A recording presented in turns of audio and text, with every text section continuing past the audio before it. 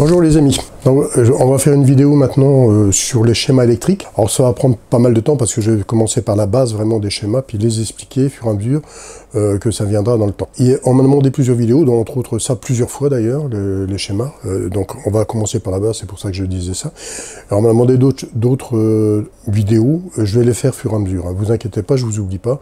Je les note sur un tableau et je les fais au fur et à mesure. Mais bon, il y en a certaines qu'il faut que j'adapte, que je fasse. Par exemple pour les schémas, bon, j'ai pris des trucs que j'avais déjà fait, donc ça va aller plus vite cela. Allez, on commence. Alors ici, on va voir déjà le schéma d'un montage d'un interrupteur unipolaire. Donc je vous ai dit c'était à la base qu'on commençait, puis après on va augmenter les difficultés. Alors premier schéma d'un interrupteur unipolaire. Donc vous avez la protection. Alors ici on a phase et neutre. Donc c'est comme si on alimente en 230 ici, donc ça veut dire ici que c'est une phase qui est 400 volts et ici c'est notre neutre qui nous donne 230. Bon, on met 230, mais vous savez très bien que c'est un peu différent parce que on a augmenté la tension ici en Belgique. Bon, je ne sais pas comment c'est dans les autres pays, s'ils ont augmenté la tension, mais nous ça a été augmenté la tension. Alors, quand dans certains circuits en Belgique, on a deux phases. Pourquoi deux phases? Parce que nous, on se retrouve avec du 240 volts sur les circuits maintenant, triphasés, qui sont existants depuis pas mal d'années. Bon, ils changeront peut-être un jour dans les circuits, mais pour le moment, on a du tri 240 sur les circuits. Donc, ce qui fait que les maisons sont alimentées soit avec deux phases 240 ou soit avec trois phases 240. Alors, on aura deux phases. Donc, ça veut dire quoi? Ben, c'est pas les mêmes. Ici, le neutre n'est pas protégé. Ben, à partir du moment où on a deux phases, ici, on devra avoir aussi une protection comme on a ici fusible. Donc ça veut dire que ce ne sera pas un magnétothermique avec phase neutre, ça sera phase-phase. Okay, donc ça on trouve facilement nous dans les circuits ici en Belgique. Bon alors maintenant, en expliquant le câblage, tout simplement, j'ai ma phase qui arrive ici, elle arrive à mon magnétothermique ici et ici. Ces deux-là sont liés ensemble. Il n'y a pas de liaison qui est faite ici, mais ils sont ensemble. Q1, Q1. Quand celui-ci se ferme en même temps. Quand celui-ci s'ouvre, celui-ci s'ouvre. Alors, quand c'est phase neutre, il y a des retards qui se font ou des avancées qui se font, suivant comme c'est. Donc, c'est-à-dire quand on va couper le circuit, celui-ci se coupe et celui-ci se coupe après. Quand on va enclencher, celui-ci va s'enclencher avant et celui-ci s'enclenche après. Mais c'est fraction de seconde, hein, vous ne savez pas le voir à l'œil nu.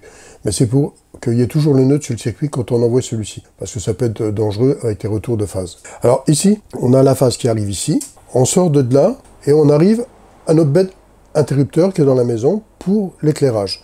Cet interrupteur-là en position ouverte actuellement et notre éclairage ici. Ça peut être n'importe quel éclairage, hein. Une lampe ou plusieurs lampes, ça c'est en fonction de ce qu'on a dans notre...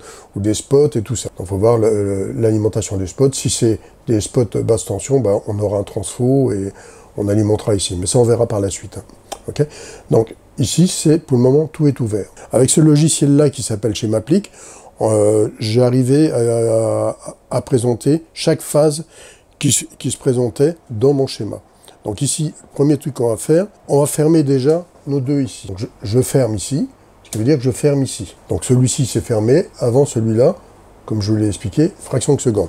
Quand c'est phase et neutre, hein, quand c'est deux phases, ça se ferme en même temps, il n'y a pas de souci. Alors maintenant, qu'est-ce qu'on va faire? On va demander à celui-ci de se fermer, parce que pour le moment, ce n'est pas alimenté. Vous voyez, j'ai la phase qui arrive ici, mon neutre il fait là, il passe à travers la lampe ici pour arriver jusqu'ici. Donc ici, si on mesurait de là à là, ben, on aurait 230 volts. Si on mesure de là à là, on a 0. Si on mesure de là à là, 0. Si on mesure de là, on a 230 volts. Ici, 230 volts. Mais à partir du moment où je prends ici et ici, je n'ai pas 230 volts, mais d'ici et ici. Par contre, de là à là, j'aurai mes 230. Donc c'est une façon de mesurer pour arriver à trouver des pannes. Hein. Donc là, je vous l'explique comme ça, mais dans les circuits plus complexes, c'est comme ça qu'on doit mesurer. Alors maintenant, on va fermer cet interrupteur-là. Je vais fermer l'interrupteur. Vous voyez la lampe, l'éclairage est là. Donc ça veut dire quoi? Ben, je passe ici, je passe là. Et vous voyez, là c'était bleu avant. Hein. Mais c'est la phase qu'a remplacé ici, qui va juste ici. Et mon neutre s'arrête ici. Pourquoi? Ben parce que la phase, elle est là maintenant. Elle éclaire ma lampe. Donc ça veut dire que quand je mesure ici et ici, ben, j'ai du 230 volts, ou 240 volts suivant le circuit. Alors, ici maintenant, Si je mesure ici, ben, j'ai plus comme tout à l'heure avec le circuit ouvert. Là, j'ai rien, j'ai 0. Ici, j'ai 0. Ici, 230 ou 240 suivant le circuit. Et pareil ici. C'est comme ça qu'on doit suivre le circuit. Maintenant, on revient à 0. Donc ici, j'éteins avec mon interrupteur qui est dans la maison. Et je rouvre le circuit si j'ai envie de rouvrir le circuit. Alors voilà, c'est un circuit simple, allumage. Donc un interrupteur qui commande une phase. L'interrupteur bipolaire. Alors interrupteur bipolaire, c'est quoi? Tout simplement, ici, donc j'ai le schéma d'un différentiel. Un différentiel qui me commande la phase et le neutre. Donc c'est mon différentiel. Ici, j'alimente en toute logique. Hein, bon, ici, c'est un disjoncteur différentiel. On pourrait rajouter ici un magnétothermique, si parce qu'en général, on part jamais du différentiel tout seul. J'alimente ici un interrupteur double. Donc ça veut dire que celui-là, c'est un on voit que c'est un interrupteur rotatif. Il commande les deux. Quand celui-ci bouge en même temps pour m'allumer une lampe ici. Alors, c'est l'exemple d'une lampe, ça pourrait tout à fait être autre chose. Alors, on pourrait rajouter aussi un magnétothermique ici.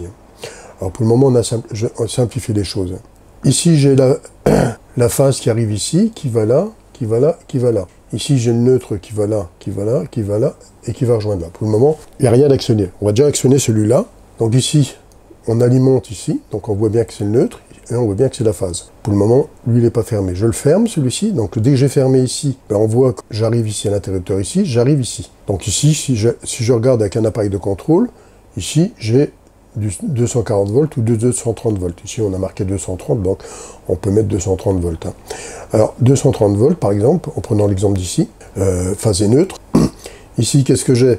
Ben, j'ai mon interrupteur qui est ouvert. Donc fatalement, je ne sais pas avoir ma lampe d'allumée. Alors maintenant, quand je vais fermer celui-ci, ben celui-ci s'est fermé en même temps et ma lampe s'allume. Alors c'est un système qui est très bon.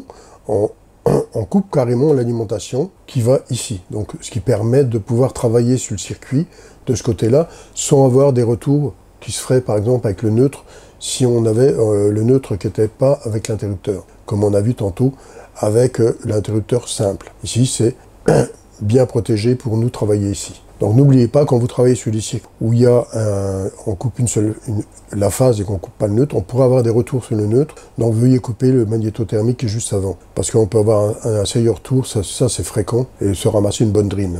Donc ici, c'est simple à câbler, vous sortez ici, vous allez sur le premier interrupteur, vous amenez le neutre sur l'autre borne, et les bornes, bon, les bornes sont notées ici, mais moi j'ai par habitude, et ça c'est chacun fait, comme je dis toujours, chacun a midi à sa porte, mais moi je prends mon appareil de contrôle, je le mets en ohmmètre, et je mesure les contacts pour voir dans quelle position ils sont, et comment je dois les raccorder. C'est une habitude que j'ai prise parce que dans le domaine de la réfrigération, ils ont tendance à changer des fois les numéros de bornes, et on se trouve piégé. On a eu ça avec des thermostats, et c'était un peu la galère. Voilà. Donc c'est pour ça que j'ai pris cette habitude-là, et c'est pas plus mal. Comme ça, je suis sûr, puis en même temps, je vois bien si les contacts fonctionnent bien. Donc ici, je vois que j'alimente comme il faut ma lampe. On revient en arrière maintenant, j'ouvre ici. Dès que j'ouvre ici, ben ça s'ouvre ici aussi en même temps. Ma lampe s'éteint.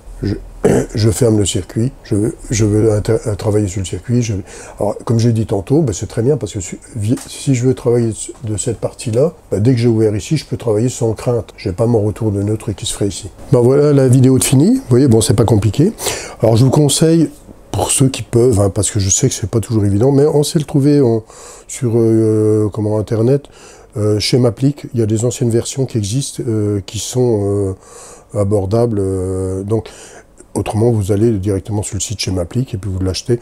C'est pas mal. Surtout ceux de maintenant, les derniers sortis, là, c'est vraiment un caviar parce qu'ils sont bien expliqués.